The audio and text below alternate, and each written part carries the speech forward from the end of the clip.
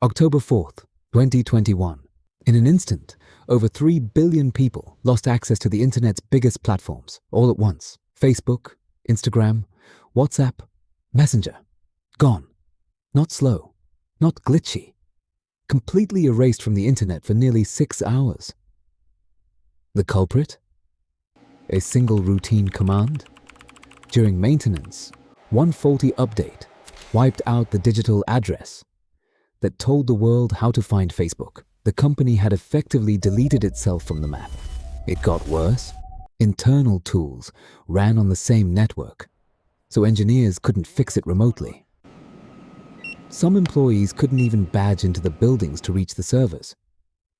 By the time it was restored, Facebook had lost tens of millions in revenue, and Mark Zuckerberg's fortune had dropped by billions in a single afternoon.